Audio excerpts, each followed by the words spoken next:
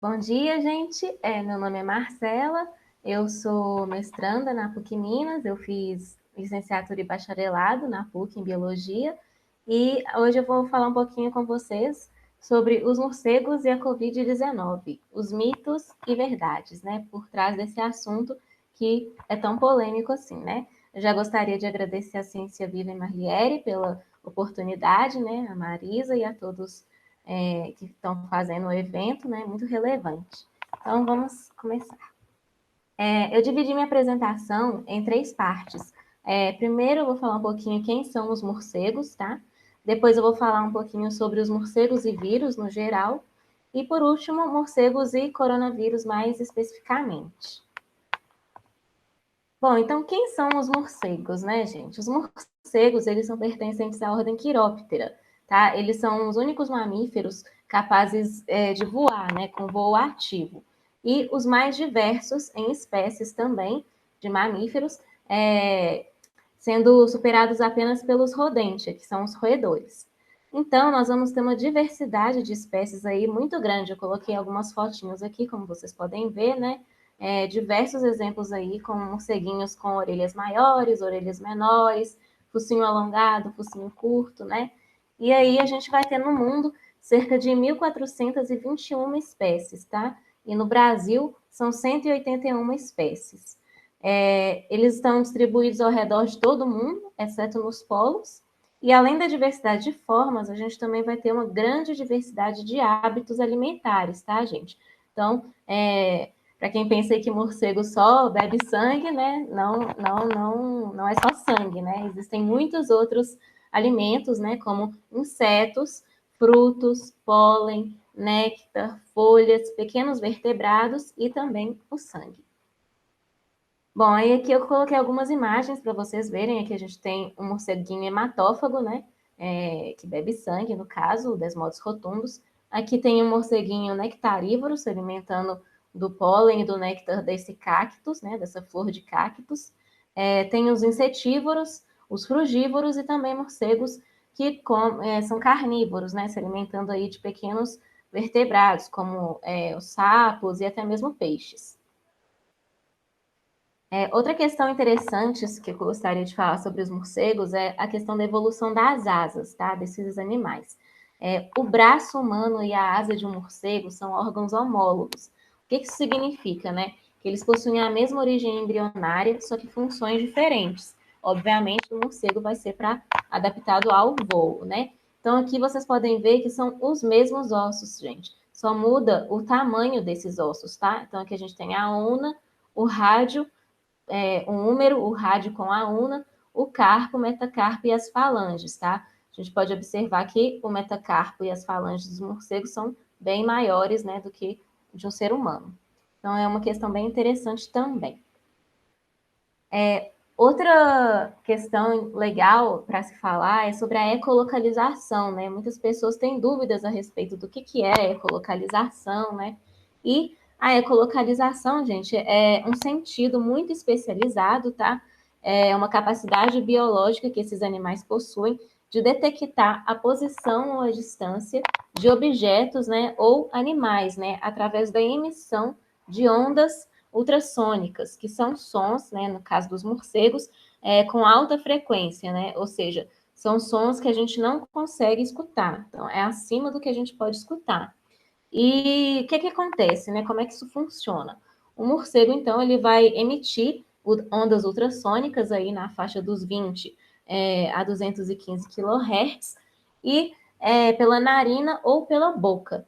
E essas ondas elas vão atingir os obstáculos no meio ambiente e elas vão retornar na forma de ecos, né? Com uma frequência menor para esses morcegos. E aí esses ecos eles vão ser recebidos pelos morcegos com base no tempo em que eles vão demorar para chegar e também nas direções de onde eles vieram. Aí os morcegos eles vão conseguir então perceber se tem obstáculos no caminho, as distâncias, as formas e até mesmo a velocidade relativa desse objeto, no caso, se for um inseto, né? E lembrando que para os insetívoros, né, para os morcegos que se alimentam de insetos, a ecolocalização, então, é um sistema muito importante, tá? Para esses animais. que é através dele que eles conseguem obter esse alimento, né? Bom, a gente também vai ter diversos abrigos, né, em que esses animais vão viver. A gente geralmente costuma dividir em abrigos naturais, né, que são da natureza mesmo, como, por exemplo, cavernas, em troncos de árvore, entre as frestas de pedras, embaixo de folhas, e os abrigos artificiais, que são os construídos pelo homem, que vão enquadrar aí, no caso, o teto, né, das casas, né, com os forros das casas. A gente pode encontrar entre as frestas dos prédios, em canos, né? Então, esses morcegos estão aí dispersos nesses locais. E uma questão muito relevante que muitas pessoas não sabem, né, é a importância dos morcegos para a natureza e para nós, né, para o bem-estar humano. Muita gente pergunta, mas qual que é a importância dos morcegos, né? Os morcegos, gente, eles são responsáveis por diversos serviços ecossistêmicos. E o que são serviços ecossistêmicos? São os serviços que a natureza fornece ao ser humano, estando associados à qualidade de vida e ao bem-estar da sociedade, né? Então, como exemplo, nós podemos citar aí os diversos frutos das árvores que a gente utiliza como alimento, a água da chuva, nós também temos o mel, né? A água da chuva que a gente utiliza, o mel a gente utiliza que é feito pelas abelhas, né? Então, aí são diversos serviços ecossistêmicos. E também os morcegos vão realizar estes serviços, tá? Dentre alguns serviços que os morcegos prestam, a gente tem a polinização. Aqui a gente pode ver um morceguinho aqui, todo amarelo, né, repleto de pólen. Esses morcegos podem polinizar frutas tanto da banana, caju, manga e muitas outras. Então, aqui essa imagem a gente tem também um morceguinho com uma língua bem comprida, olha só, para poder sugar, né, esse néctar. E uma questão relevante também, economicamente, né, falando também, e os morcegos, eles também são os polinizadores da agave. A agave, gente, é a planta que a gente costuma utilizar para fazer a tequila. Então, aí, se não tiver morcegos, né, a gente também não tem a tequila. Tá joia? Outro serviço ecossistêmico indispensável que existe, que os morcegos oferecem, é que eles são dispersores de sementes e frutos, tá, gente? Geralmente, os morcegos, eles pegam esse alimento da árvore, né, seja o fruto ou a fruta, e eles levam esse alimento ao abrigo ou em outro lugar, eles não comem ali naquela árvore. Então, nesse meio caminho, eles podem deixar o fruto cair, né? Muitas vezes as sementes, eles ingerem a semente ela não é digerida, né? E aí nas excretas desses animais, nas fezes, né, no guano, eles excretam essas sementes. E aí a semente vai cair, por exemplo, no solo e poder germinar. Lembrando que isso é muito importante porque os morcegos podem ser capazes até de reflorestar um ambiente, né, por completo, né, através desse serviço ecossistêmico. Então, aqui eu coloquei até uma reportagem, né, morcegos e frutos, interação que gera florestas, né, muito importante também, então. Outro grande serviço ecossistêmico dos morcegos é que eles também são controladores de pragas, gente. O morcego insetívoro, ele consegue se alimentar de 3.000 insetos em apenas uma noite, tá?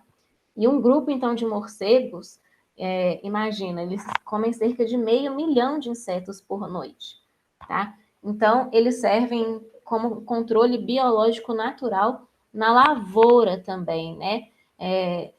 Economizando aí, né, um trabalho aí que pode valer cerca de US$ 1 bilhão em plantações de milho por ano. Então, eles vão e, além do agricultor não precisar de utilizar inseticidas e pesticidas, né, eles vão fazer esse controle natural aí desses animais que são pragas, né?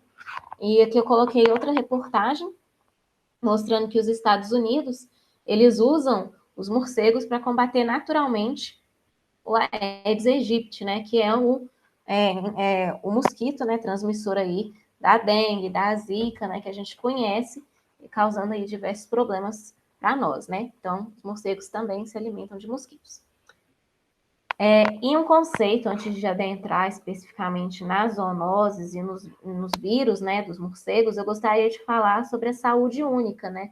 O que é a saúde única, né? A saúde única, gente, ela surgiu para traduzir uma união indissociável entre a saúde animal, humana e ambiental. Então, olhar o todo, ele torna-se fundamental para a gente garantir a saúde, né? Se a saúde ambiental não está legal, a saúde animal e a saúde humana também vão sair prejudicadas, né?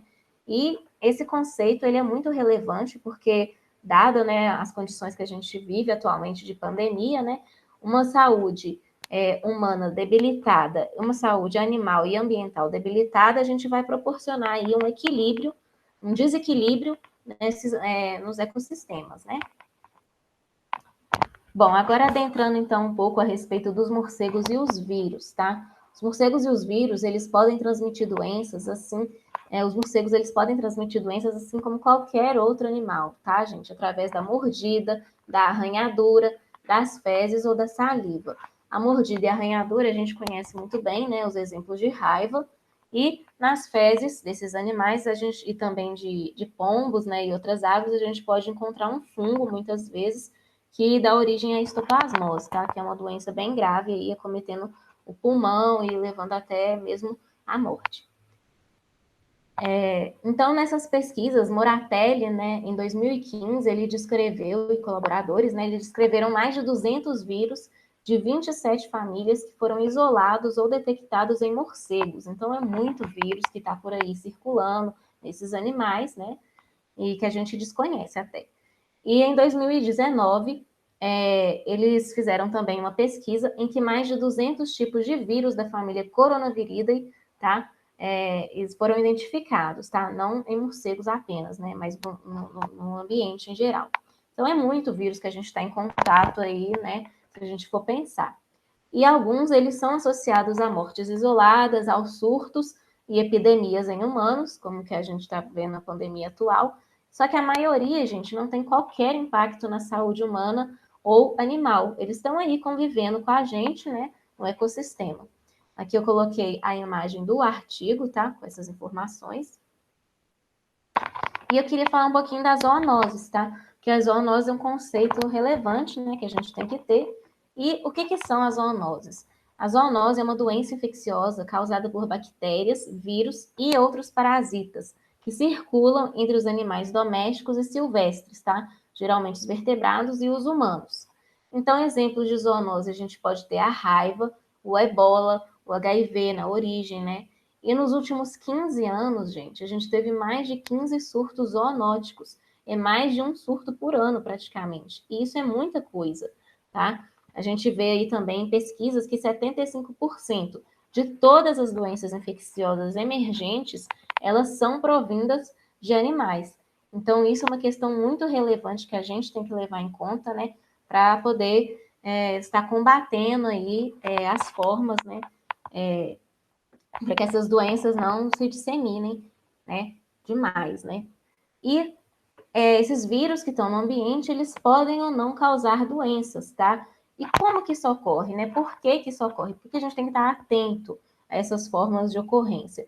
Então, a gente vai ter aí espécies entrando em contato com outras, e se elas estivessem convivendo na natureza, elas não estariam se convivendo, né, entre si, se elas estivessem na natureza soltas. Então, o que acontece?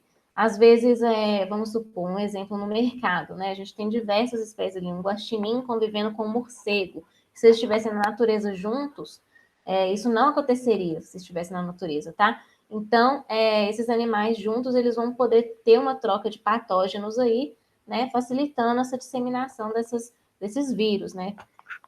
Outra questão seria a aproximação dos humanos com os animais silvestres. A gente vê aí diversos animais silvestres sendo pets de estimação, né, furões, ouriços, né, não são ouriços do mar, é aquele ouriço parente do porco-espinho que a gente sabe, né.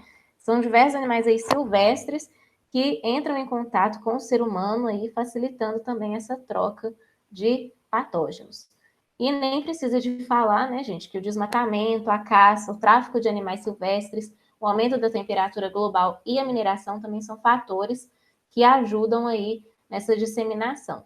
O desmatamento é uma questão relevante, né? Porque, por exemplo, no caso dos morcegos, quando você desmata uma área ali, aquele morcego está vivendo ali, aí você desmatou. E aí, para onde que esse morcego vai, né? Se tiver uma vila ou uma cidade por perto, o morcego vai para essa vila ou para essa cidade. Se for uma vila, no caso, vai entrar em contato com outros animais, como o gado, o porco, né? Se o morceguinho é hematófago, ele pode se alimentar desses animais. Então, aí vai acabar favorecendo, né, essa troca.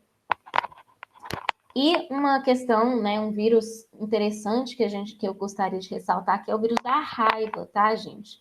A raiva atualmente, que é uma das mais faladas, né? Quando se pensa no morcego, você já pensa em raiva. A raiva atualmente ela é uma doença controlada, porque a gente já tem vacina e soro para ela, tá? E eu queria elucidar aqui algumas questões, né? Os morcegos, eles também podem morrer de raiva. Então, eles não são apenas os hospedeiros, né? Eles podem morrer de raiva, sim, tá? Eu coloquei 3 espécies, as espécies hematófagas, mas qualquer espécie de morcego pode ter a raiva. Coloquei essas 3 espécies porque elas têm uma maior chance, né, de desenvolver a raiva, já que elas estão em contato aí com o sangue, né, de animais. E é por onde a gente consegue ter essa transmissão desse vírus. Além disso, aqui tem o ciclo da raiva. Nós podemos ver que são 4 tipos de ciclos, né? Basicamente, a gente tem o ciclo aéreo, que é pelos morcegos, o ciclo rural aí, que vão ser as lhamas, cabras, vacas, né? A gente tem um ciclo urbano, que são nos cães e nos gatos, e o ciclo silvestre, tá? Que vai englobar aí gambás, guaxinins, raposas e coiotes. É interessante ressaltar também que a maior parte dos casos de raiva humana atualmente são causados por conta de mordidas de cães domésticos ou animais que saem na rua, como um gato que vai para a rua e retorna para casa, um cão que está na rua, né, e acaba mordendo alguma pessoa. São esses os casos de raiva mais comuns, tá, gente? Por quê? Porque esses animais, eles não são vacinados, né? E aí eles acabam contraindo o vírus e podendo espalhar esse vírus para a gente. Então, é importante ter as campanhas de vacinação sempre que possível vocês levarem os seus pets, né, para vacinar contra a raiva. Bom, e agora falando mais especificamente sobre outros vírus, né, que a gente conhece e que os morcegos aí estão sempre nessa nuvem de mistério a respeito desses vírus, eu gostaria de falar um pouquinho deles, né? O primeiro que eu vou falar é o Marburg, gente.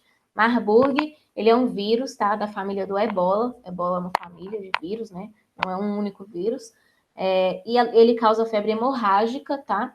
E ele já foi encontrado numa espécie de morcego frugívoro que ocorre na África, na Índia, no Sudeste Asiático e a Austrália. Nunca foi registrado aqui nas Américas. E ele foi passado para o ser humano, né, acredita-se, através da manipulação de carcaças de primatas por pesquisadores num laboratório. Na Sérvia e na Alemanha foi onde ocorreu os primeiros surtos, tá? Em 1967. O nome Marburg é porque Marburg é o nome de uma cidade, agora se eu não me engano, não sei se é na Alemanha ou na Sérvia, mas foi por isso que deu-se esse nome para esse vírus. O próximo que eu ia falar é a respeito do Ebola, né? O Ebola, aconteceu o primeiro caso na África, né, no Congo, tá? Em países da África em 1976 e depois ocorreram epidemias em 2013 a 2016. O Ebola ele é um vírus que causa febre hemorrágica também, tem uma alta mortalidade, e ele é transmitido através de pessoa a pessoa por secreções corporais. O ciclo de transmissão entre os animais e os seres humanos, ele não é muito bem elucidado, tá? Então tem que ter mais pesquisas a respeito disso. Mas eles acreditam que foi através de carcaças de primatas e também sobre o consumo de carne de morcego e contato com os excrementos de morcegos que esse vírus passou para os humanos. Outros 2 vírus é o Nipah e o Hendra, que são vírus renipavírus, tá? Eles causam encefalite, que é uma inflamação do cérebro, e também doenças respiratórias. Eles aconteceram, um Hendra aconteceu na Malásia, através de cavalos infectados, e o Nipah aconteceu na Malásia através de porcos infectados, tá? Como que poderia ter acontecido isso? Morcegos, por exemplo, que se alimentavam de frutos, né, que estavam com esse vírus, podem ter deixado o vírus contaminado nesse fruto, e o fruto caiu no chão e os porcos, né, foram lá e se alimentaram desses frutos contaminados, né, passando assim para os humanos. Lembrando que nessa época, nessas áreas, houve um grande desmatamento, então provavelmente esses morcegos, eles migraram das áreas que eles vinham para perto das vilas e da cidade, né, entrando aí em contato com os porcos e os cavalos. O Hendra, eles acreditam que seja através das raposas voadoras, que é um morcego que não existe aqui no Brasil, né? Ele está mais no hemisfério norte. São os mais bonitinhos aí que a gente vê, que parece mesmo uma raposa, tá? Eles são os maiores aí desse tipo de animal. E o SARS e o MERS e a Covid-19 são outros vírus, né, que a gente está vendo falar muito deles também atualmente. O SARS, eles acreditam que sejam que seja através dos morcegos que passaram para as civetas. As civetas, elas são mamíferos, né? Eles são pequenos mamíferos de hábitos noturnos que vivem na África e na Ásia. Eles acreditam que tenha passado as civetas conseguiram passar esses vírus para os humanos, tá? Teve um surto na China em 2002 do SARS, que é essa doença aí respiratória. E eu deixei aqui, essa imagem aqui do civeta, né, esse mamíferozinho, e eu coloquei aqui uma reportagem que eu não sabia, eu descobri fazendo essa palestra, né, pesquisando, que a civeta é um mamífero asiático explorado para produzir o café mais caro do mundo, gente. O café mais caro do mundo. O que isso tem a ver, né, com zoonoses, né? Vou explicar agora. Bom, o café civeta, que é chamado de café civeta, ele é extraído a partir de grãos que são extraídos das fezes desses animais. Isso mesmo, das fezes. Então, o cafezinho, a xícara de café, né, nos restaurantes, ele pode chegar a cerca de $95, equivalente a R$ 215, gente. E o que acontece, né? As pessoas procuram esses animais, colocam esses animais dentro de gaiolas minúsculas, né? Então, eles ficam lá nesses mercados, as civetas são contrabandeadas, elas sofrem esse estresse para eles pegarem esse grão de café que estão nas fezes desses animais para produzir esse café. Então, aí a gente já pode ter um vínculo aí entre uma possível zoonose, né? Transmissão de vírus entre as civetas e os seres humanos, né? Então, vamos deixar a reflexão aí. E o MERS, que é também um vírus que causa síndrome respiratória aguda, tá? Eles acreditavam que, primeiramente, vinham dos morcegos que passaram para os camelos, mas já tem pesquisas, tá, genéticas, comprovando que os camelos podem ter sido os pioneiros aí de passar esses vírus aos humanos, tá? Ocorreu o surto na Arábia Saudita e no Oriente Médio em 2012. E chegamos finalmente ao Covid-19, né? Que é através do SARS-CoV-2, né? Que tem aí, a gente não se sabe da onde que surgiu esse vírus. Será que foi de morcegos? Será que foi de pangolins? Será que foram que passaram para os humanos? Aí eu vou explicar mais para frente um pouquinho sobre isso. Que teve o surto, né, na China, o primeiro surto aconteceu na China em 2020, né? No ano passado, 2019, 2020. Bom, aqui nós temos uma pesquisa recente, tá, de 2020, que está mostrando o quê? Um potencial zoonótico dos vírus, tá, de diferentes vírus aí, em vários táxons, né? Então, em roedores, em morcegos, carnívoras, tem diversos táxons aí diferentes, e eles analisaram o potencial zoonótico dos vírus que esses animais carregam. Então, aqui a gente pode ver o quadro que foi elaborado, a cor mais escura representa maior potencial zoonótico. Então, aqui no quadrinho dos morcegos, que são os quiróptera, nós podemos ver aqui, ó, que os quadrinhos mais escuros aqui, maiores, são os Rabidoviridae, né? Vírus que causam a raiva, né? esses morcegos aí, o maior potencial zoonótico que teriam é de causar a raiva. E os coronaviridae, né, que são esse outro quadradinho aqui, eles estão bem amarelinhos, bem branquinhos, tá vendo? Então é quase nada, gente, quase nada. E aí, os morcegos, então, eles vão possuir muitos vírus, igual todos esses outros grupos aqui, né? Só que isso não significa que os vírus eles serão passados para os seres humanos, tá? Esses vírus estão em contato aí no ambiente, mas não significa que eles serão passados para os seres humanos. E o principal transmissor de doenças do ser humano, gente, a gente tem que lembrar que é o próprio ser humano. Nesse outro gráfico aqui, a gente mostra que o número zoonótico, que os maiores, né, o grupo com maior número potencial zoonótico são os rodentia, tá? Seguido dos primatas, do Certatiodáctila, que são os cetáceos, e os Artiodáctila, que são cavalos, né? E os morcegos em seguida, Quiróptera. Então, os morcegos não são os maiores potenciais zoonóticos aí. A gente tem outros grupos que possuem mais vírus em maior quantidade, né, com potencial zoonótico. Então, entrando agora, né, na parte final da minha palestra, eu vou falar especificamente dos morcegos e os coronavírus, né? A gente está vendo aí, desde o início da pandemia, diversas notícias que moradores no Peru, por exemplo, aí essa reportagem, estão matando os morcegos por medo do coronavírus.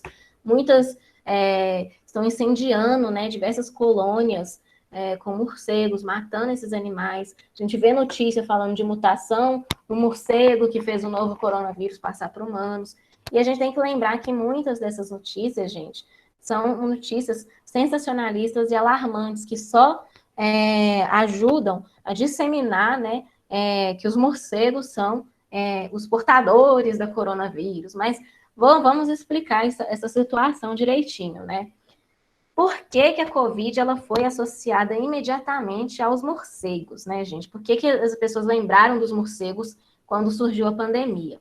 Porque os morcegos, primeiro, eles possuem dois tipos de coronavírus, né, que a gente já sabe que causaram epidemias nos últimos anos, que são o SARS na China e o MERS no Oriente Médio, como eu falei, e também porque teve as notícias, né, sensacionalistas, que, por exemplo, é associada imediatamente aos morcegos, como a sopa de morcego. A sopa de morcego, gente, ela é uma fake news, tá? Porque, na verdade, o vídeo não era um vídeo de 2020, é um vídeo de 2016, e muito menos foi um vídeo gravado na China. Foi um vídeo gravado em um arquipélago no Oceano Pacífico. Então, para vocês verem como que o poder das fake news, né, de disseminar, né, essas notícias aí falsas e alarmantes, né? E então o coronavírus ele vai ser um vírus, um novo vírus, né, descoberto na China em 2019, denominado SARS-CoV-2, tá? E a doença que ele vai causar é a COVID-19. Esse vírus ele é pertencente à família dos coronaviridae, tá? Corona é coroa em latim, e ele tem esse nome por causa dessa estrutura, dessa proteína aqui, que forma como se fosse uma coroa, tá? E até o momento a gente sabe que existem 7 coronavírus capazes de nos infectar. Então, a família coronaviridae, ela é dividida em 2 subfamílias, que são as letovirinae e a ortovirinae, 5 gêneros e cerca de 40 espécies, tá? A subfamília letovirinae, ela vai ter o gênero alfa-letovírus, que estão presentes nos anfíbios. A ortovirinae, os gêneros alfa-coronavírus e beta-coronavírus, que vão ser os principais aqui para a gente, além de delta-coronavírus e gama-coronavírus.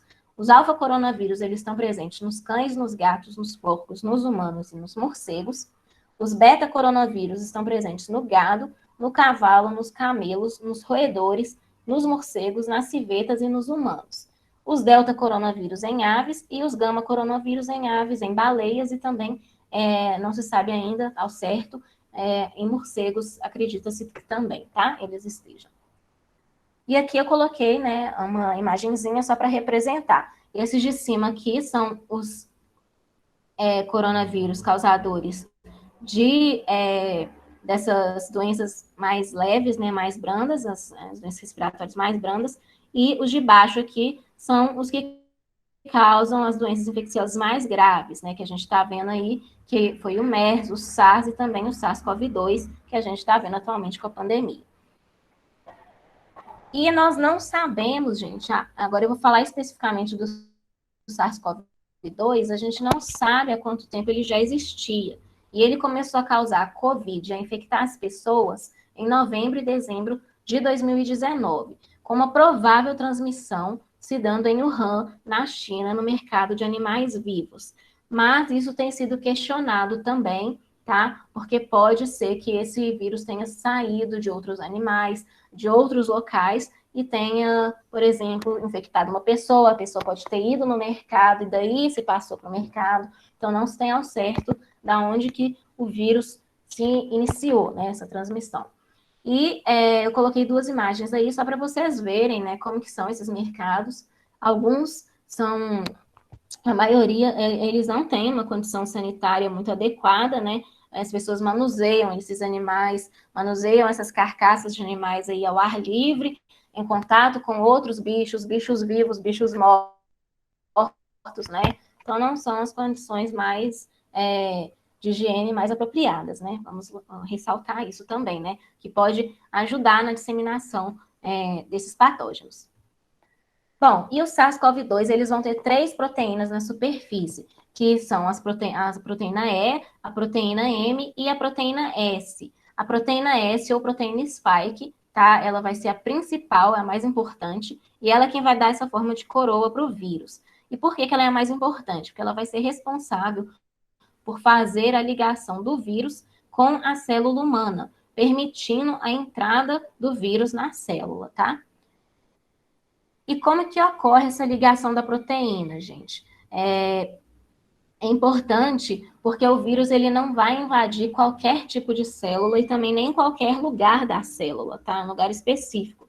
Para ele entrar, a proteína S, ela tem que se ligar a essa outra proteína que nós temos na nossa pele, tá? Na superfície da nossa pele, que é a enzima conversora de angiotensina 2. Não precisa de saber esse nome, a gente resume como ECA2.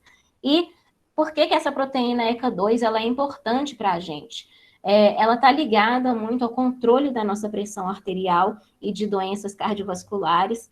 Ela está presente também na superfície de vários órgãos, no trato respiratório, no intestino, no coração. Então, é como se fosse uma chave, né? Uma fechadura e uma chave. Tem essa ligação aqui, e aí a ECA2 reconhece essa proteína S e dá a entrada do vírus na célula.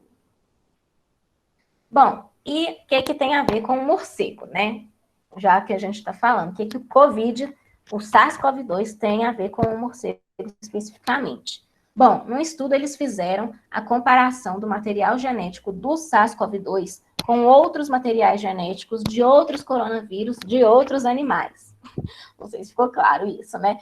E eles viram que o SARS-CoV-2 ele apresentou uma alta similaridade com o coronavírus que já tinha sido detectado numa espécie de morcego, que é essa daqui, que é o morcego ferradura Rhinolophus affinis, tá? Em 2013, na Ásia. E eles viram que tinha uma alta similaridade, com cerca de 96% de similaridade genética.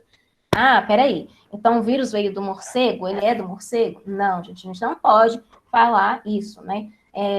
Lembrando que 96% de similaridade genética pode parecer muito, mas é pouco, assim, né? É diferente, tá? Quando a gente fala de genética. Porque, por exemplo, só para dar um exemplo, os humanos e os chimpanzés, a gente tem 98% de similaridade genética com os chimpanzés. E mesmo assim, a gente é muito diferente. Então, o que a gente pode falar? A gente pode falar que eles são parentes, né? Esses coronavírus, e têm um ancestral em comum.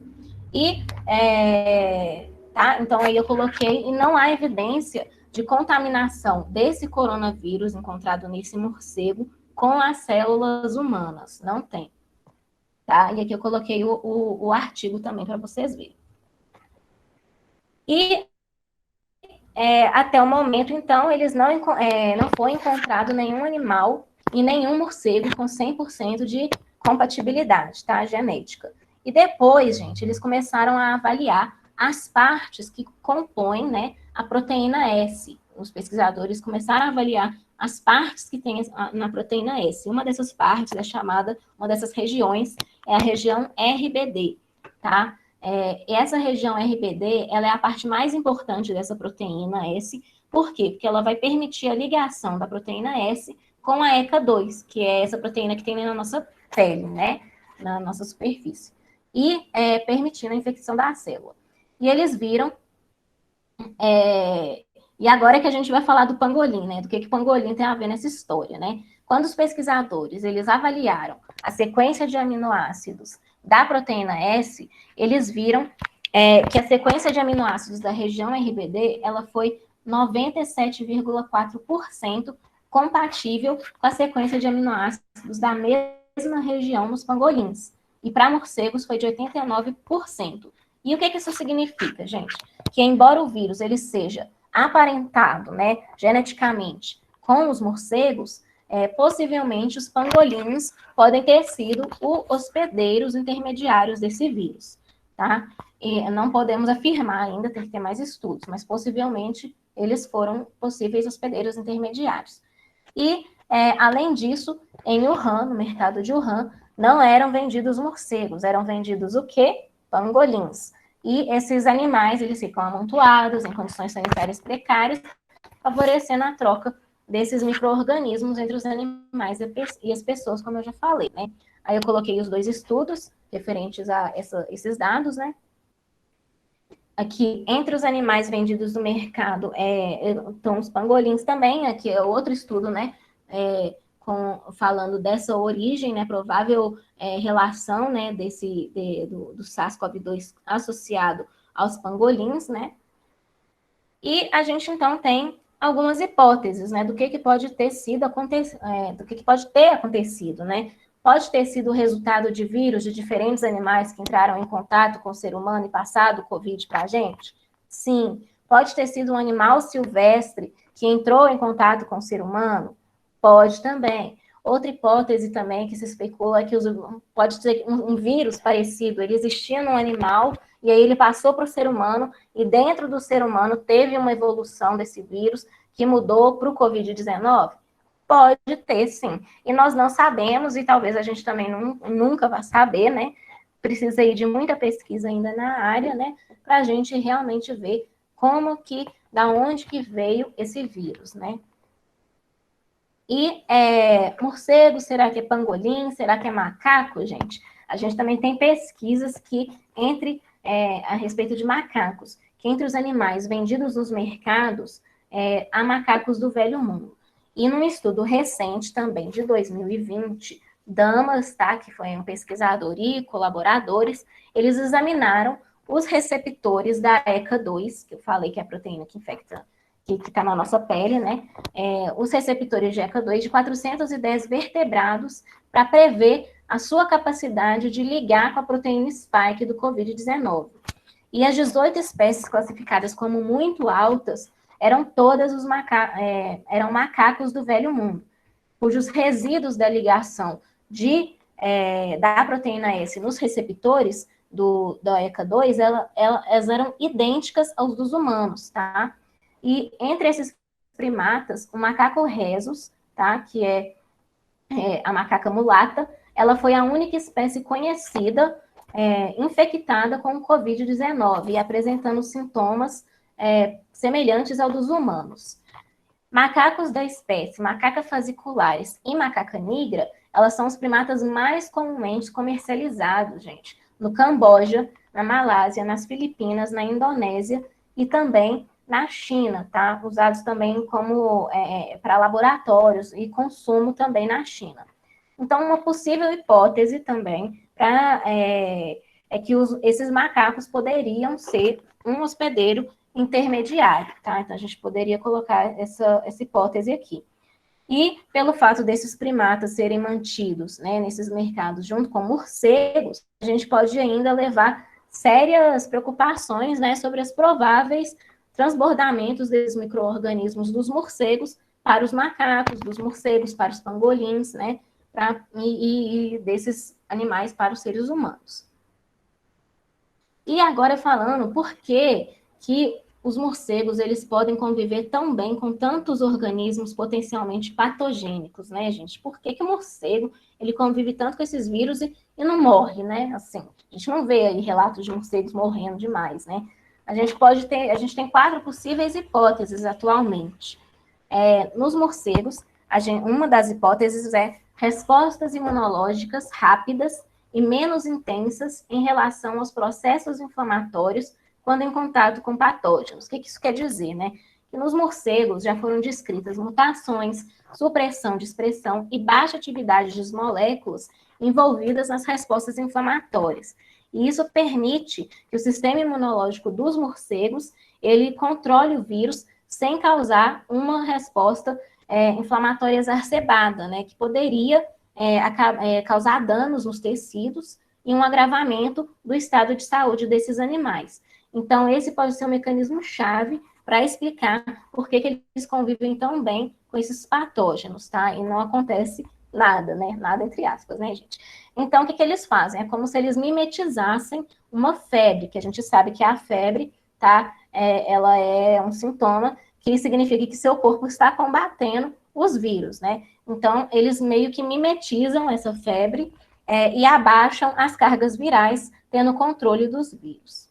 Outra hipótese seria o voo, né? As adaptações fisiológicas que esses animais têm, que eles desenvolveram para o voo, pode também ser um fator aí que faz com que esses animais convivam bem com os micro-organismos. O alto metabolismo dos morcegos, gente, o voo ele demanda muita energia.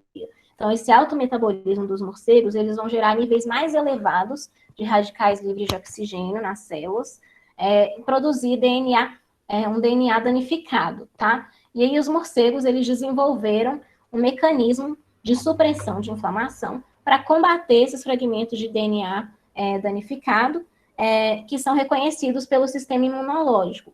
Então, a gente pode dizer, da mesma forma que eles reconhecem os vírus, a gente pode dizer, então, que eles já produzem naturalmente antioxidantes, tá? Para combater uma infecção, né? No caso, já tem o sistema imunológico pronto, né? Então, óbvio que eles não vão gastar toda a energia deles para fazer esse combate, né?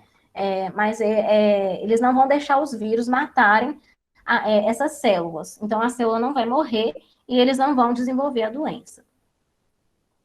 A terceira hipótese seria uma alta longevidade. Desculpa. Os morcegos, eles vivem muito mais do que outros animais do mesmo tamanho corporal. Já temos morcegos aí vivendo cerca de 41 anos, tá? E esses mecanismos de correção do DNA, eles podem estar relacionados a essa longevidade. E pode ser o mesmo mecanismo que permite que esses morcegos hospedem maior quantidade de patógenos, tá? Também. E uma quarta hipótese seria que eles são reservatórios naturais já de organismos. A gente vê que os morcegos, eles vivem em grandes colônias, muitos indivíduos da mesma espécie, de espécies diferentes ali convivendo juntos, compartilhamento já de patógenos em diferentes indivíduos e espécies. E atualmente tem essa pesquisa também, que foi desenvolvida em 2020, dos animais que a gente já sabe que contraiu Covid-19, tá? A gente tem aí os cães, gatos, tigres, leões, os vigions, que são esse mamífero aqui do gênero Mustela, tá? Que eles se assemelham às doninhas na América do Norte, e a macaca mulata, que eu falei, que é a única primato que já encontrou Covid-19, tá? Conhecida como Covid-19. Então, a gente tem uma grande lacuna aí de conhecimento, né? E, para finalizar, eu queria falar por que é importante a gente saber essa origem do vírus, né? Por que tantos pesquisadores estão atrás disso, né? Entender esse processo evolutivo da história do Covid-19, entender o processo epidemiológico de uma infecção, ela vai auxiliar na prevenção, pode auxiliar na prevenção e na interrupção da transmissão, além também da gente poder determinar a ocorrência dos patógenos e entender os riscos para a saúde humana, tá? Que esses patógenos podem ter para a gente. E como um vírus de um animal silvestre chega em contato com o humano, é importante também para a gente entender todo esse processo e facilitar também novos estudos e a busca de vacinas, tá? E possíveis curas. Além disso, a pesquisa e o estudo com morcegos, entender a biologia desses animais e a sua importância, entender como esse sistema imunológico dos morcegos funciona, pode ajudar também no processo da vacina e também a prever novos surtos e evitá-los. Então, resumindo, nenhum morcego no mundo ele é transmissor ou portador do Covid-19 até o momento, nenhum morcego foi encontrado com o SARS-CoV-2, não eram vendidos morcegos nesse mercado propriamente em Wuhan, né, podendo ser que a pandemia possa ter surgido em outro momento, em outro local. Nenhum dos pacientes iniciais também, eles comeram ou tiveram contato com morcegos, e sim com outros animais, tá? E associar os morcegos à proliferação de determinadas doenças, a gente só vai disseminar um medo, vai ter o controle do reservatório errado e um atraso nas ações de mitigação. E exterminar as populações de morcego, a gente só vai ter a interrupção dos serviços ecossistêmicos, que são aqueles serviços que eu falei lá no começo da live, e o desequilíbrio desses ecossistemas, tá? Então, como a gente pode evitar essas futuras pandemias? Os novos vírus, eles sempre surgiram, gente, sempre vão surgir, sempre vão estar aí. A gente precisa do quê? De políticas governamentais globais sérias, um combate rígido às causas que levam ao desmatamento, ao tráfico de animais silvestres, à caça, ao manejo inadequado dos animais. Diminuir o nosso consumo de carne pode ajudar também, né, à medida que menos animais serão comercializados, serão colocados em contato com outros, e também um saneamento adequado, né, nesses mercados, e de maneira geral, para consumo desses alimentos, né, ter uma higiene adequada. E eu queria finalizar falando que os morcegos, eles podem ajudar, tá? Aqui eu deixei 3 pesquisas interessantes. Uma delas já é conhecida, né? Que são os morcegos hematófagos, que se alimentam de sangue. Eles já foram estudados, né? O Desmodus rotundus é uma espécie que se alimenta de sangue. E na saliva desses animais tem uma proteína anticoagulante, né? Que impede a coagulação do sangue. Para quê? Para que ele continue correndo na hora que o animal está se alimentando lá do sangue do gado, por exemplo, né? E aí, com essa proteína da saliva desses animais, os pesquisadores descobriram que com essa proteína, eles fizeram um medicamento que é chamado draculina, tá? Que é usado para combater derrame cerebral. Olha só que interessante, né? E outra pesquisa, eles viram que os morcegos, eles praticam distanciamento social quando eles estão doentes. Então, o morcego doente, ele identifica isso, ele vê que ele está mal, ele sai do grupo, né, para não infectar os outros do grupo. Se nem a gente faz isso, né, gente, a gente pode aprender com os morcegos. E uma terceira reportagem, que os morcegos, eles podem ser a possível chave para a longevidade dos mamíferos, né, incluindo os humanos. Então, estudar aí esse mecanismo do sistema imunológico desses animais, né, pode ajudar aí sim em futuras pesquisas. Então é um campo amplo para se discutir, um campo amplo de pesquisa que pode gerar resultados bem legais. E para finalizar, eu estou falando toda hora que é para finalizar, mas eu passo o slide toda hora. Mas está acabando, gente, prometo. Eu queria falar um pouquinho da ciência básica e da ciência aplicada, porque muita gente me pergunta, né? Ah, mas você estuda morcego? Para quê, né?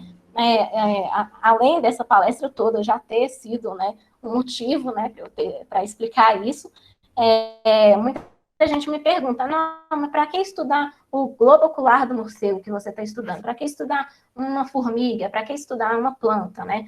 A gente sabe 2 conceitos importantes, é a ciência básica, que é o quê? É a aquisição de novos conhecimentos e o desenvolvimento de teorias. Por exemplo, o estudo de uma bactéria. E nós temos também a ciência aplicada, que é a aplicação de conhecimentos que já existem, por exemplo, com o estudo da bactéria, para a criação de novas tecnologias e métodos, como, por exemplo, a criação de uma vacina ou de um antibiótico. Então, a ciência básica tem muita briga, né, nesse meio. Ciência básica versus ciência aplicada. Eu até fiz questão de colocar um I aqui, porque elas andam juntas e são importantes, tá? Eu nem gosto muito dessa divisão em ciência básica e aplicada, mas é porque, assim, gente, só com estudos básicos, a gente, só estudando, por exemplo, morfologia dos animais, só conhecendo o mundo e os animais e as plantas, e a gente vai poder desenvolver futuramente aplicabilidades para o ser humano, né? Vacinas, antibióticos, etc. E também queria lembrar que a ciência, não tem nenhuma lei na ciência falando que a ciência é somente e exclusivamente para o benefício humano, tá? A gente pode estudar a ciência simplesmente para conhecer o mundo que nos cerca e porque pode ser importante também para o ecossistema no geral, para outras espécies, não somente para o ser humano. Então, queria deixar esse recadinho para vocês no final. Essas aqui foram as referências que eu usei para fazer essa palestra, aqui os artigos, aqui as reportagens que eu coloquei na palestra, e as lives que eu também assisti de pesquisadores muito renomados para fazer também, que atualmente nessa pandemia a gente também está assistindo live, né? E aqui, eu coloquei, se vocês quiserem saber mais sobre os morcegos, a gente tem a SBEC, que é a Sociedade Brasileira para o Estudo de Quirópteros, que desenvolve um trabalho maravilhoso com esses animais.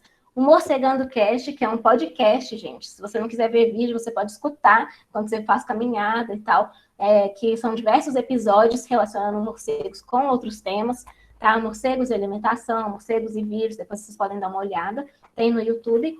O Morcegando na Rede, que é de um amigo meu, muito legal, ele faz essa divulgação científica no Instagram, acho que, se não me engano, tem no Facebook também. O Quiro Xingu também é uma página de divulgação científica, assim como Morcegos do Brasil. O PCME é o Programa para a Conservação dos Morcegos do Equador, né? É um projeto também no Núcleo Amazônia que teve diversas palestras aí muito interessantes com pesquisadores renomados, vale a pena dar uma visualizada no YouTube, e tem no Facebook. A página Morcegos de Minas e o Morcegos na Praça, que é um projeto também de extensão desenvolvido até pelo pessoal da SBEC, que eles levam os morcegos para a praça, levam material para a praça para mostrar para o pessoal como que esses animais são importantes para o meio ambiente. E sobre ciência, se vocês quiserem saber mais, a gente tem o Potencial Biótico, não somente sobre morcegos, mas sobre ciência em geral. São as 4 páginas que eu acho mais legais, assim, eu gostaria de colocar aqui para vocês verem. Potencial Biótico é de uma amiga minha, Ana, e colaboradores, né, que eles divulgam a ciência de uma maneira bem divertida, no Instagram. O Olhar Biológico tem no Facebook e no Instagram também, se eu não me engano. Nomes Científicos é de um pesquisador, agora eu esqueci o nome dele, mas é incrível essa página. Ela fala de diferentes palavras e expressões que a gente tem na nossa língua e também sobre nomes científicos e da onde que eles vieram, da onde que surgiram. E o Quadrinhorama, que explica ciência através de quadrinhos, né? Então, eu queria deixar aqui que a Marisa pediu para eu colocar as minhas tirinhas, fica aí um pouquinho para vocês verem, só uma pitadinha das minhas tirinhas que eu faço para poder, para divulgar a ciência, né, desses animais, tá? E é isso, gente, muito obrigada, queria agradecer. Se vocês tiverem perguntas, podem fazer, eu acho que eu passei do meu tempo, né? Mas, desculpa por ultrapassar o tempo. Tem meu e-mail aí, eu estou aberta a perguntas. E eu gostaria de agradecer mais uma vez a Ciência Viva e também ao programa de mestrado em Biologia de Vertebrados da PUC, que é onde eu desenvolvo esse trabalho. Sem eles, eu não teria esse conhecimento todo que eu tenho sobre os morcegos. Então, muito obrigada. Marcela, eu queria agradecer demais a sua palestra. Nossa, lindo! Parabéns! Eu fiquei assim, eu estava encantada com tudo, e no final eu ainda fiquei assim, gente, ela vai falar de ciência base, é sério. Fui completamente contemplada com essa palestra.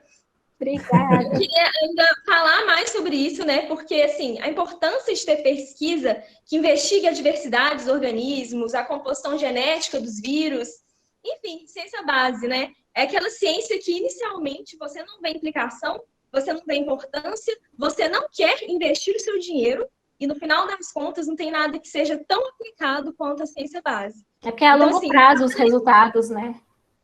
Ô, Mari, sua câmera tá ligada. É a longo prazo. Oi? Quem fala? Quem da câmera? Eu falei que os resultados, eles não são imediatos, né? São a longo prazo da ciência básica. Sim. Então, por isso que a gente muitas vezes não quer investir, né? Exato, assim, parem de menosprezar a ciência de base. Ela, assim, eu falo que ela é a fadinha do meio científico, né? Ela vai proporcionar ferramenta para tudo que é aplicado. Então, assim, todo esse conhecimento aprofundado de características básicas do vírus que transmite a Covid-19, ele é fundamental para compreender todos os aspectos clínicos, epidemiológicos, tudo. Isso vai partir da ciência de base. E a gente vê aí esse preconceito contra essa pesquisa. Exatamente. Bom, nossa, parabéns demais, eu amei. Obrigada. Vocês gostaram, gente? Espero que tenha ficado claro, mas se alguém tiver alguma pergunta, pode fazer, vou tentar responder aqui. Eu anotei as perguntas aqui. Quem quiser ligar a câmera, pode ligar agora, esse momento da gente conversar Acho mesmo. que deu uma travadinha. Pode Eu travei? repetir? Não, tá normal, Marcela.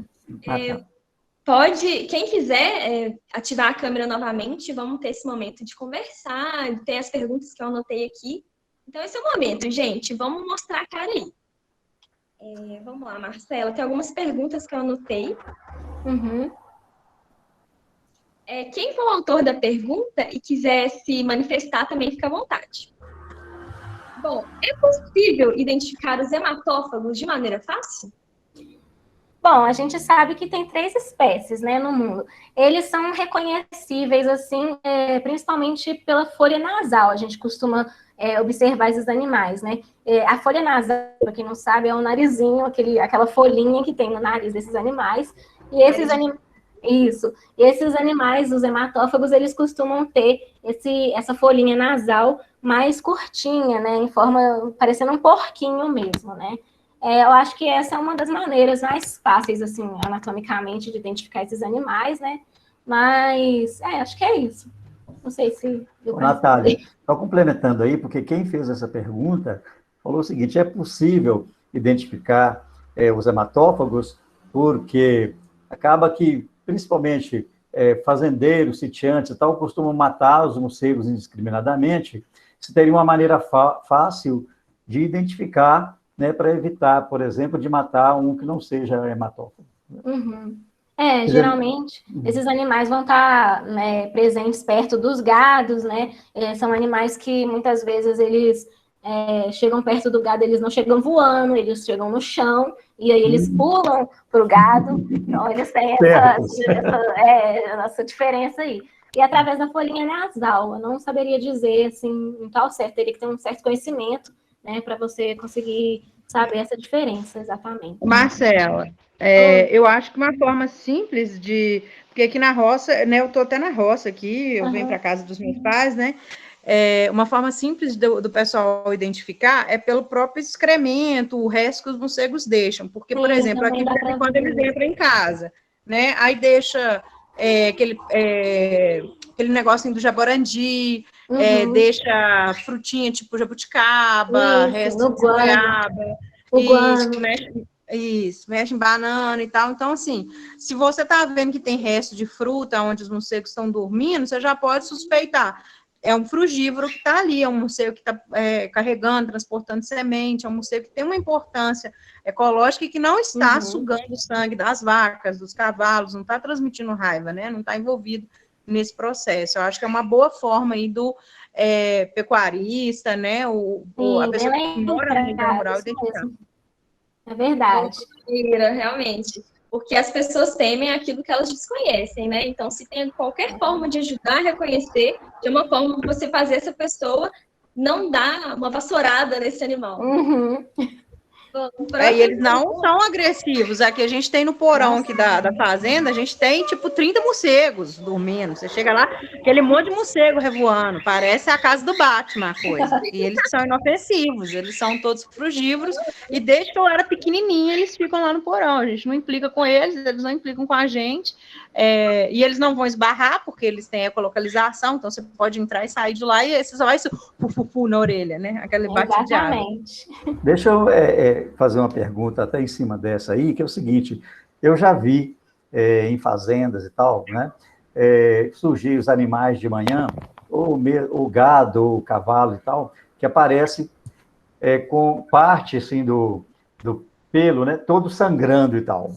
E a gente normalmente debita isso na conta dos morcegos, né? Considerando o que a Marcela falou, que o morcego normalmente ele dá uma picadinha e fica lambendo e tal, quer dizer, realmente, esses casos são morcego mesmo, apesar de ser uma picadinha, isso pode causar grandes sangramentos? Pode, é até comum mesmo, até porque o sangue começa a escorrer ali, né? E muitas vezes o sangue seca naquele lugar, vai escorrendo e secando. Então, é possível, sim, que seja um morcego, né? Que se alimente daquele gado, daquele animal. Mas é realmente só uma feridinha pequenininha que eles fazem, eles não saem despedaçando os bichos, né? Ok. Então, é uma coisa bem pequena mesmo, mas que dá esse sangramento muitas vezes. Até pela questão de estar exatamente indo na veia, né, desses bichos, né? No local tem muito sangue. Bom, a Natália Batista falou assim, Marcela, explica melhor se os morcegos são cegos? Morcegos não são cegos, gente. Tem, inclusive, morcegos que enxergam melhor do que seres humanos.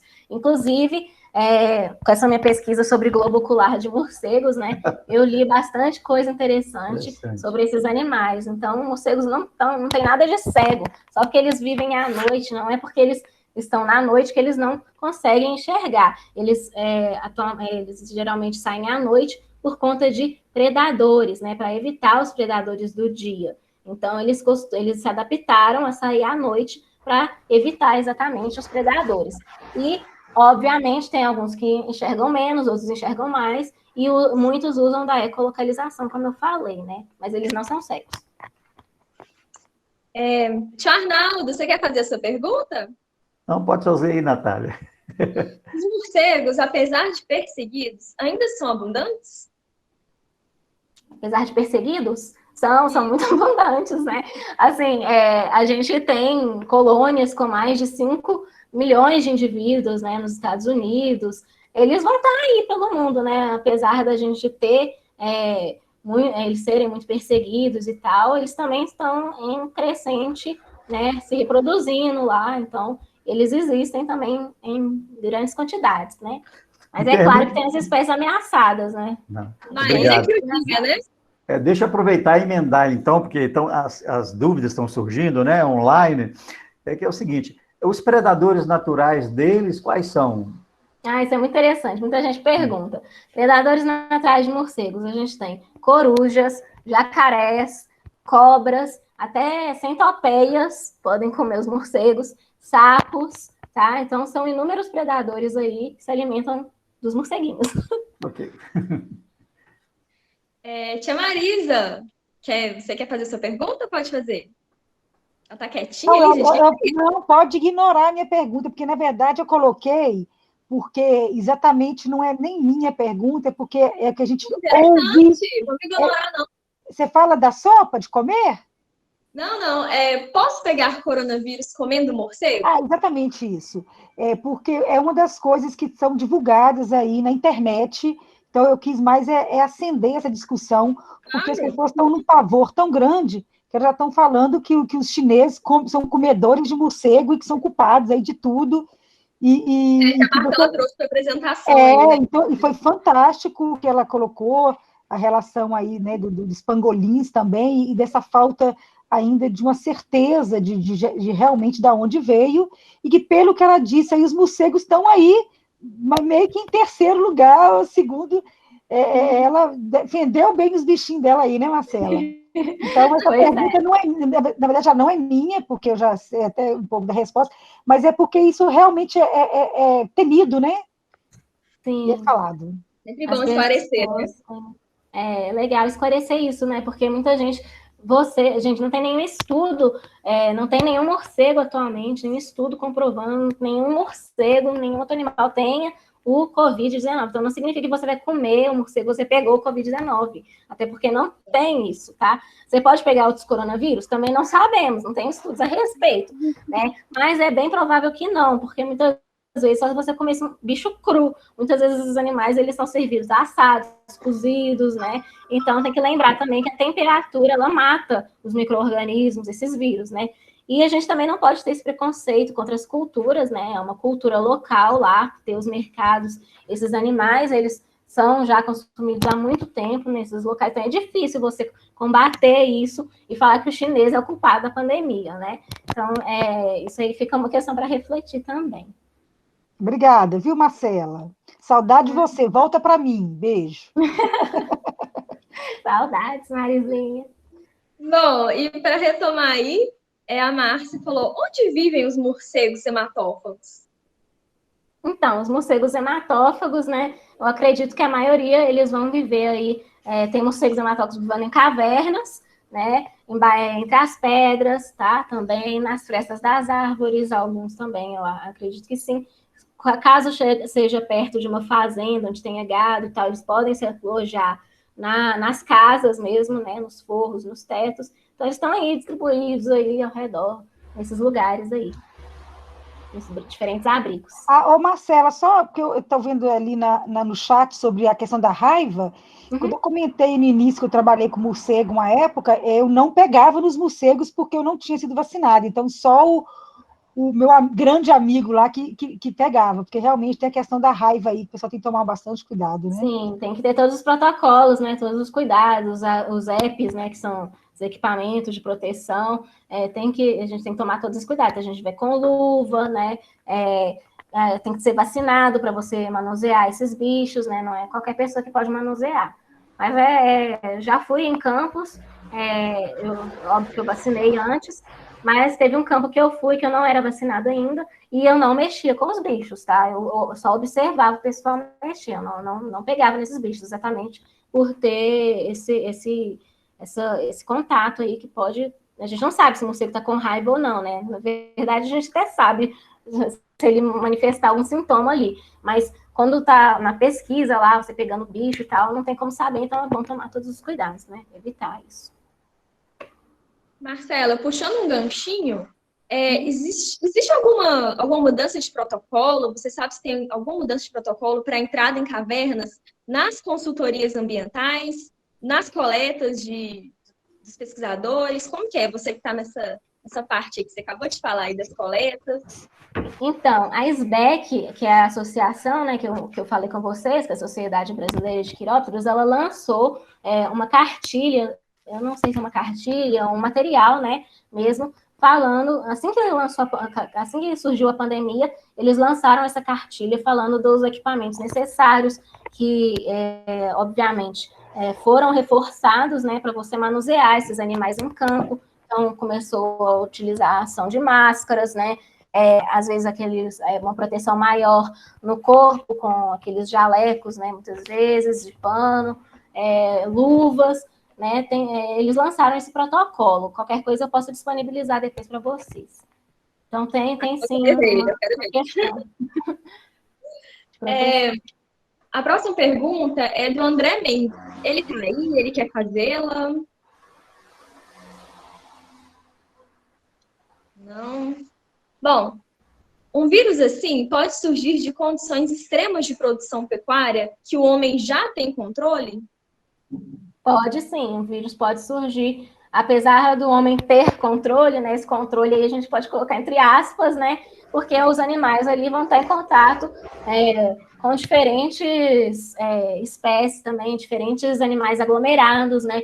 Então, por exemplo, essas grandes produções de frango, de granja, né? Esses animais ficam amontoados e a gente não conhece todos os vírus que tem num corpo de um animal, né? Então, é possível sim que ocorra uma mutação e esse acúmulo desses animais vão só facilitar, né, a propagação desses patógenos aí entre a gente. Então, por isso que nós... E a gente tem que lembrar da varíola mesmo, né? A história da varíola, da vacina da varíola, né? Nem era aglomeração em si, né? Eram pequenos agricultores e criadores de animais, e aí a varíola circulando, né? Dos animais para os seres humanos. Então, contato com o animal, até inclusive, né? Com os pets, pode fazer com que a gente traga doenças, né, para o nosso meio. Então, a gente tem aí, por exemplo, a leishmaniose rodando BH, uma área que tem leishmaniose canina demais, e é uma doença que as pessoas não sabem, mas ela passa também para as pessoas, né, e passa entre os doguinhos, é muito cachorro morrendo, muito cachorro sacrificado, muito cachorro tratado, e às vezes um animal criado com condições maravilhosas, né, tem contato com o vetor, né, com o mosquitinho asa de palha, e pegando a doença por causa disso. Então, a gente tem um pouquinho de tudo, né? E o André, ele continua a pergunta. Ele pontua. Vemos que a nossa cultura julga muito o mercado chinês. mas não corremos o mesmo risco em desenvolver uma nova doença mais impactante com o avanço da nossa exploração pecuária? Então, né, fica aí, né, a afinetada, né? É possível, assim, para os chineses a gente comer a carne do boi deve ser muito estranho, né, gente? Igual para a gente acha para eles comer esses outros animais exóticos aí deve ser esquisito. Então, fica aí uma questão para a gente pensar a respeito, né? Que realmente pode sim ser um fator para desencadear novas pandemias, epidemias. Ô, Natália, Oi. só interagindo aí, a questão do desmatamento mesmo, né? Quando a gente fala de pecuária, a gente lembra, e de agricultura, a gente lembra de grandes desmatamentos, né? Estamos vivendo aí esse desmatamento cada vez maior na Amazônia, também sofremos agora com queimadas no Pantanal, e tudo isso expõe, né, muito mais o contato com esses animais, e Maíra falou muito bem aí da questão aí da diluição, né, Maíra? Que quanto mais está equilibrado o ecossistema, mais isso aí está diluído ali naquela cadeia, e quanto mais vai quebrando esses elos, a gente vai reduzindo essa diluição e vai expondo cada vez mais. Então, eu ouvi há pouco tempo uma frase que eu fiquei estarrecida, que eu ainda estou estarrecida. Eu estava conversando com um cara, né, onde eu tomo açaí, e ele queria provar para mim, logicamente um empresário, provavelmente bolsonarista, desculpe quem é aí, mas todo respeito, falando que eu estava falando da questão de como a Amazônia controla o clima, né, do mundo, ela não é pulmão do mundo, mas ela controla o clima, regime de chuvas, os rios voadores estão aí para nos provar isso. E ele falou que o climatologista diz que a gente pode acimentar a Amazônia, que não causa nenhum efeito. Eu parei com o meu açaí e fiquei assim, quer dizer que se você colocar cimento na Amazônia inteira, não tem efeito nenhum? Então, assim, olha o tamanho, a distância que nós estamos, né, assim, em relação à ciência. Você está explicando aí tão maravilhosamente bem, e algo que nós biólogos já sabemos, que os serviços ecossistêmicos, né, que os animais nos proporcionam, as árvores. Então, assim, como que você vai ignorar todos esses serviços ecossistêmicos a favor de um agronegócio, que a questão é sermos pop, sermos tech, né?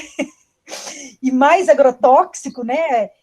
Há pouco tempo eu ouvi também aí dizendo que nós estamos no momento ideal político para se liberar cada vez mais agrotóxicos. Então, assim, estamos indo na contramão mesmo de todo esse conhecimento agregado ao longo de tanto tempo, né, da ciência, e como isso nos assusta, e quão importante é o nosso papel de educador nesse momento, de estar na linha de frente. Então, eu tenho muito orgulho de estar na sala de aula, na linha de frente, porque a gente está ali levando esse conhecimento, porque é surreal quando eu vejo frases como essas, entendeu? E essa pandemia, eu acredito muito que ela veio para nos ensinar muita coisa também, né? Quem não aprendeu alguma coisa com essa pandemia, você aprendeu a questão do isolamento, até mesmo de se conhecer, ficar sozinho em casa, ficar mais próximo da família, das relações humanas, do potencial aí das redes sociais, né? E acho que se o mundo não sair dessa pandemia com um pouco mais de aprendizagem, mais fortalecido nas suas relações pessoais, na valorização da ciência, né? Eu acho que se a gente conseguir pelo menos isso, a gente ganhou um pouquinho com ela. E para o homem entender, porque o homem, infelizmente, ele só entende, né? Ele só entende que retificar um curso d'água e cobrir um rio é ruim na hora que a enchente vem, alaga vilarinho e mata um monte de gente. Então, que essa pandemia sirva para perceber que como é importante o serviço ecossistêmico de todos esses seres vivos aí, né? Então, salve aí a natureza, a biologia, né? E é isso aí que eu queria dizer, ok? Acho que a Maísa falou tudo, né? Inclusive, eu acho que as nossas ações mesmo, a gente vai perdurar isso de uso de álcool em gel. Assim, eu não me vejo mais andando de carro sem meu alquinho ali do lado. Eu acho que a gente vai ter uma noção de higiene melhor depois disso tudo que a gente está passando. Eu acho que eu não pego o 51 mais sem máscara, Natália. Lotado. Beleza, um beijo. Assim, puxando esse galho de Marisa, eu acho que a fórmula é simples, né? Quanto mais a gente aproxima de áreas preservadas, mais a gente fica próximo daquilo que a gente não conhece. E o que eu queria comentar também é o seguinte, eu acho que para frente, eu que comecei a estudar há muitos anos atrás, muito tempo na frente de vocês, né? A gente não tinha quase nada de ecologia.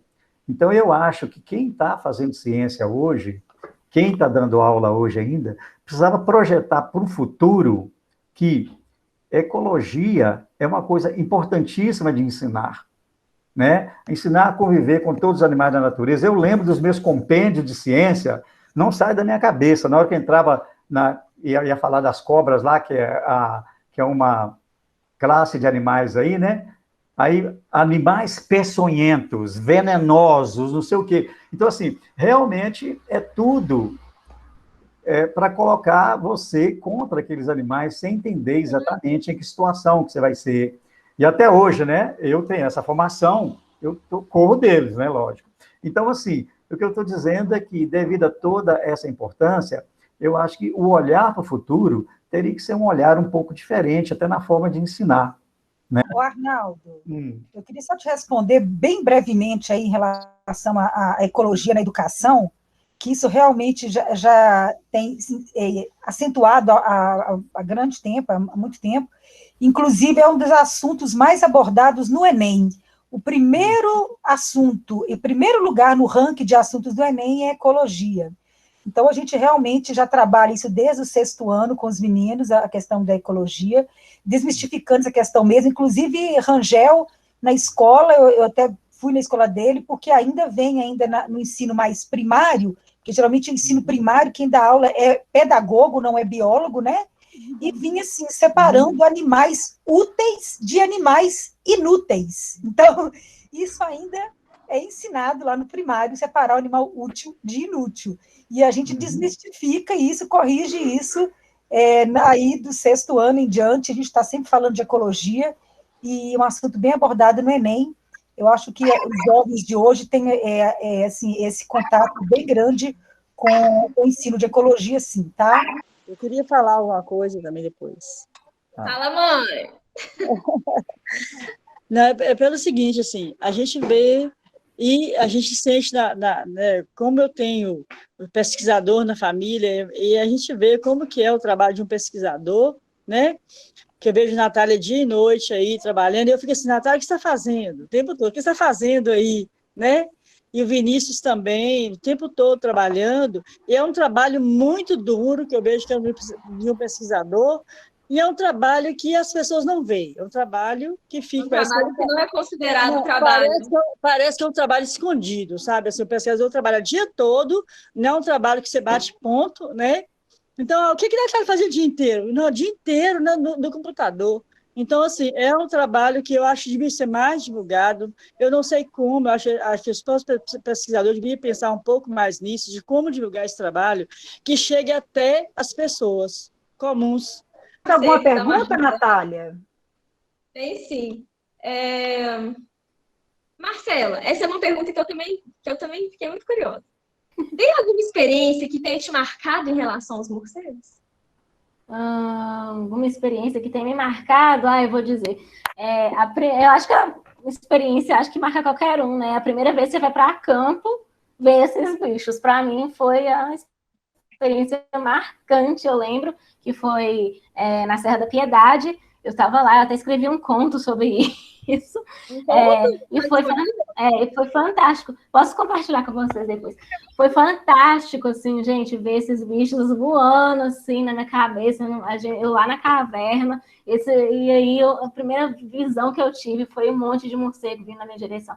Gente, é indescritível, sabe? Assim, é muito legal. E eu acho que foi isso que mais me marcou, assim, para só colocar cada vez mais como que eu amo esses bichinhos. Gente, a Marcela levou os morcegos lá na escola, Oi? viu? Oi? Falei que a Marcela levou os morcegos lá na Pedro II. Foi, mostrei para os meninos, foi ótimo. Levou na minha sala, só que eles estavam todos já in vitro, né, Natália? É isso. Ô, Marcela, essa experiência foi no que eles chamam... Eu não sei se eu estou falando bobagem, aí você me corrige. São naquelas tal de Batcaves, onde tem tipo, centenas de morcegos que saem... As Batcaves, na verdade, elas têm um maior número de morcegos, né? A gente tem nos Estados Unidos, tem os nomes das cavernas lá exatamente, que eu não me lembro. E são geralmente com mais morcegos, né? Essa caverna lá da Serra da Piedade, ela não é considerada uma Batcave, não. Mas a gente existe sim as Batcaves com milhões de morcegos dentro. É bem legal, depois vocês podem pesquisar no Google aí. Tem isso no Brasil? No Brasil tem uma na Amazônia. Eu acho que é a única que tem. Eu não sei se estou falando bobagem, mas eu acho que a única que tem aqui é a da Amazônia, com colônia de mais de milhões de indivíduos. É uma das únicas que tem aqui no Brasil, na Amazônia. Certo. Gente, mais alguma pergunta? Senão eu já vou começar a conversar piada aqui com o Marcelo. Uma coisa que eu queria falar também, que ninguém abordou e que eu achei que alguém ia levantar em algum momento, é que essa questão de, né, que a gente está vendo agora, as pessoas machucando seriamente os morcegos por conta da Covid-19, mas isso a gente viu em vários momentos, né, ao longo dos anos. Eu lembro de 2016, aqui em BH, você, Marcela, deve lembrar também. Você se lembra também das pessoas que agrediram as capivaras da Pampulha por conta da febre maculosa? A gente sempre tem agressão a macacos por conta de febre amarela. E é muito interessante que tem um padrão nisso, porque os macacos não transmitem febre amarela e as capivaras ainda atuam como uma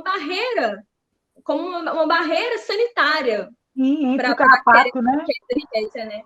Então, assim, é isso, né, gente? É o que a gente vê isso ao longo dos anos, e eu acho que o que falta é realmente a informação chegar da maneira certa.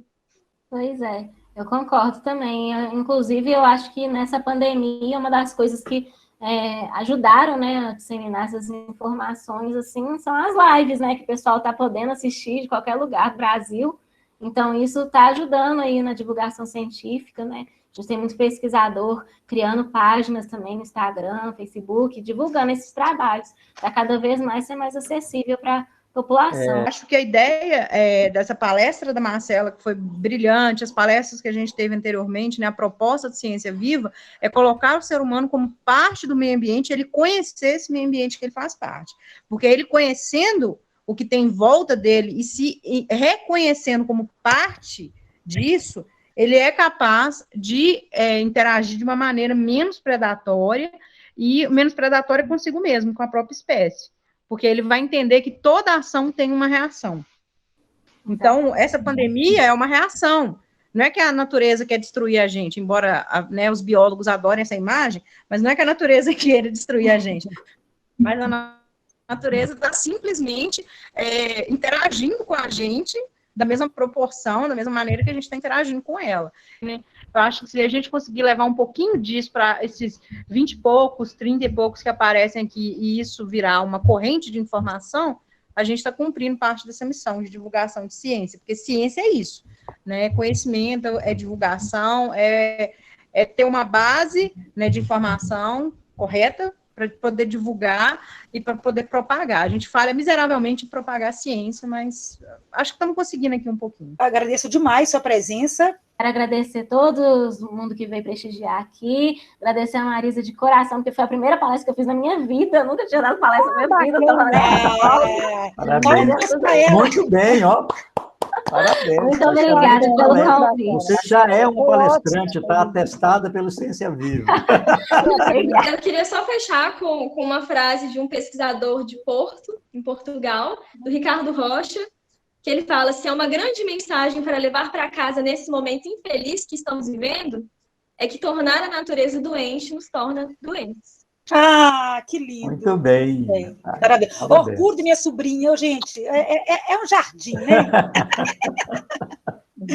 Então tá, gente, um abraço para vocês. Eu tô gente, muito obrigada. Um beijo para todos. Deixa no Instagram aí, se alguém quiser me adicionar lá, tem o link aí nos comentários, se quiserem ver mais batirinhas. Ok. Obrigado. E aí, gente, valeu. ciência para frente, né? Sem parar.